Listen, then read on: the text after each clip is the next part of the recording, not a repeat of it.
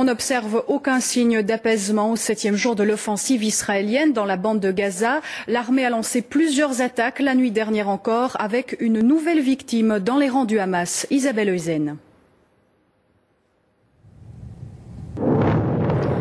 Toutes les 20 minutes, ce serait selon certains la fréquence moyenne des frappes aériennes sur Gaza.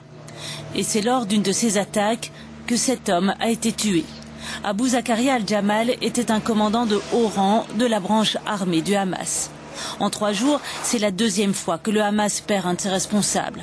Éliminer ce mouvement, c'est le but clair et net d'Israël, qui attaque tous les édifices où des chefs du Hamas pourraient se trouver.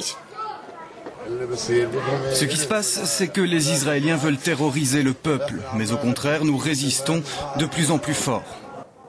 Et rien n'annonce une accalmie, au contraire. L'aviation israélienne a lancé ses tracts sur Gaza. Ils disent que l'État d'Israël doit répondre aux attaques terroristes et que pour leur sécurité, les habitants doivent évacuer les lieux. Mais où aller? Où aller? Dans la mer? Non, nous allons mourir dans nos maisons. Il n'y a pas moyen de partir, nous pouvons juste demander à Dieu d'être avec nous.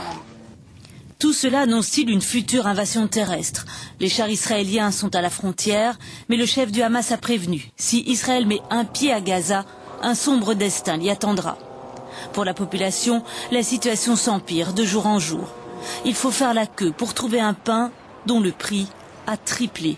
L'électricité est rare et l'eau courante, n'en parlons pas, il y en a 1 ou 2 heures tous les 5 jours. Désormais, 80% de la population dépend des dons de nourriture et ce chiffre augmente de jour en jour. La suite de nos reportages à l'occasion des 50 ans de la révolution cubaine. Avec un régime marxiste-léniniste et l'embargo des États-Unis, l'île va vivre des années difficiles.